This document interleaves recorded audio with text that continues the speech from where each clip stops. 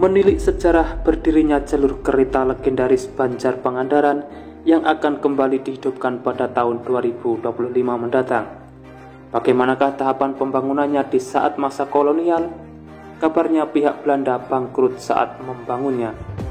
Mari kita flashback ke belakang bagaimana jalur legendaris ini dibangun.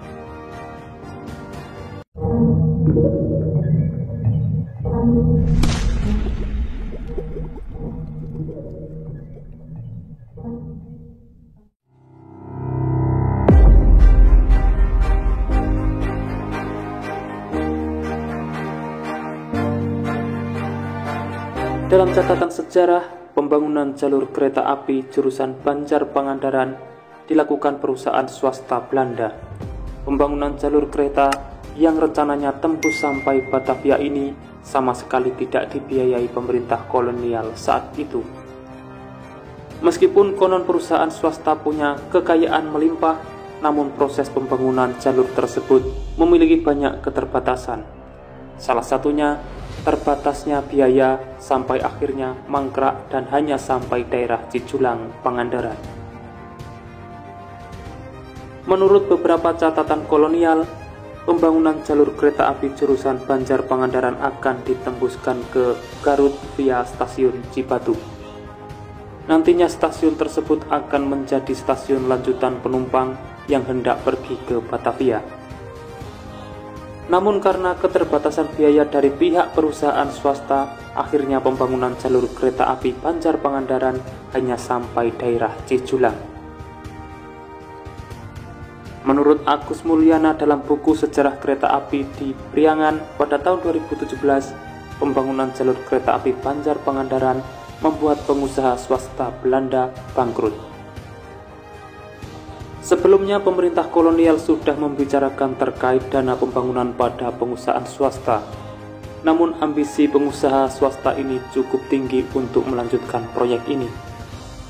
Akibat idealisme pengusaha swasta Belanda yang tak dipertimbangkan, akhirnya mereka rugi besar. Beberapa investor swasta Belanda yang menanam saham untuk pembangunan jalur kereta api Banjar Pangandaran gulung tikar. Mereka kembali ke negeri asalnya di Belanda. Namun ada juga beberapa perusahaan swasta yang masih bertahan. Beberapa dari pengusaha swasta menunggu proyek pembangunan jalur kereta api Banjar Pangandaran selesai. Ketika proyek ini selesai, mereka kemudian memanfaatkan kereta tersebut untuk angkutan barang, bukan transportasi umum. Namun seiring dengan bertambahnya waktu dan untuk menutupi kerugian yang sebelumnya dialami oleh perusahaan-perusahaan swasta lain, kereta api jurusan Banjar Pangandaran kemudian dimanfaatkan untuk kereta penumpang. Alih fungsi kereta api jurusan Banjar Pangandaran ini membuat semua orang ingin merasakan transportasi tersebut. Kebanyakan penumpang datang dari beberapa daerah di Priangan Timur. Mereka kemudian menumpang kereta dari Banjar menuju Pangandaran untuk berwisata. Aktivitas ini membuat jalur kereta Banjar Pangandaran terus dipadati oleh penumpang. Alhasil pendapatan yang banyak silih berganti sehingga bisa menutup kerugian yang sebelumnya dialami oleh perusahaan swasta Belanda.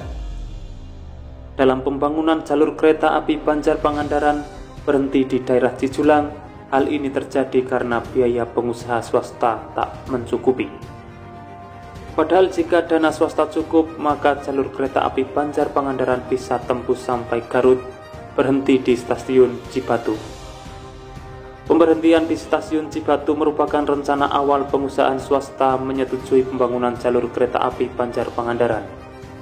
Tembusnya jalur kereta api Banjar Pangandaran sampai ke daerah Garut bertujuan untuk meneruskan hingga ke Batavia. Jadi pengangkutan barang yang didominasi hasil kebun dan sawah bisa langsung diantar ke pusat pemerintahan kolonial melalui jalur kereta Banjar Pangandaran. Namun karena biaya terbatas, maka pembangunan tidak sampai selesai. Bisa dikatakan proyek pembangunan jalur kereta api dari Pangandaran sampai ke Garut mangkrak. Padahal pembangunan ini paling penting, tetapi karena berbagai keterbatasan maka pengusaha swasta kolonial harus rela kehilangan tujuan awalnya terrealisasi. Akhirnya jalur kereta Banjar Pangandaran dimanfaatkan untuk menyalurkan distribusi barang hasil perkebunan dari Pangandaran ke Banjar, Ciamis, Tasikmalaya, Garut, sampai ke Batavia.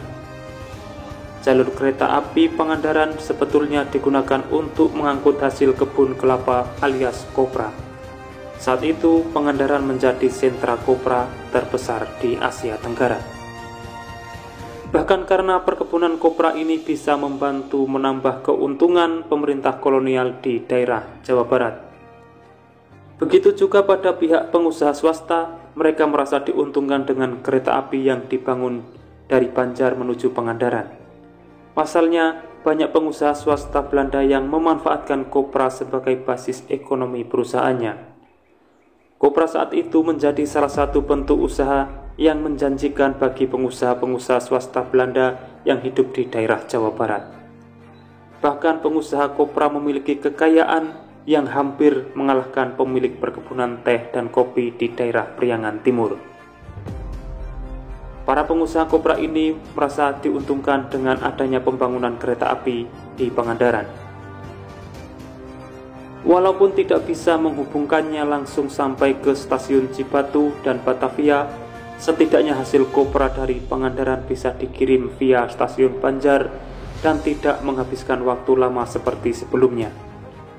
Sebab sebelum ada pembangunan jalur kereta api Banjar Pangandaran, pengiriman hasil kopra dari pantai selatan dikirim melalui jalur biasa. Para pengepul kopra biasa menggunakan tenaga kuda atau sapi.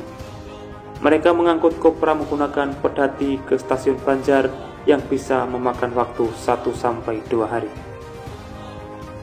Pada akhirnya, jalur ini ditutup total pada 1 Februari 1982. Indonesia Railway Preservation Society pada tahun 2007 pernah mencatat bahwa pada tahun 1997, petak Banjar-Banjarsari sempat diperbaiki dan beberapa lokomotif seperti BB300 dan D301 sempat berjalan di jalur ini. Namun jalur ini ditutup lagi saat krisis ekonomi yang melanda seluruh Asia. Jalur dan bantalan yang baru pasang pun dibongkar kembali. Berkali-kali reaktivasi digaungkan untuk jalur ini, tapi tidak pernah terrealisasi. Namun pada tahun 2018, Gubernur Jawa Barat Ridwan Kamil menggaungkan realisasi pengaktifan kembali jalur tersebut bersama jalur-jalur kereta api mati di Jawa Barat. Semoga saja pada tahun 2025 mendatang, jalur ini bisa benar-benar dihidupkan kembali. Tentunya dengan harapan pemanfaatannya bisa dirasakan keseluruhan masyarakat. Demikian informasi yang dapat saya sampaikan untuk saat ini, semoga bermanfaat. Dan jangan lupa pantau terus channel ini untuk mendapatkan update informasi di setiap harinya. Terima kasih telah menonton dan saya pamit undur diri. Wassalamualaikum warahmatullahi wabarakatuh. Sampai bertemu di video menarik selanjutnya.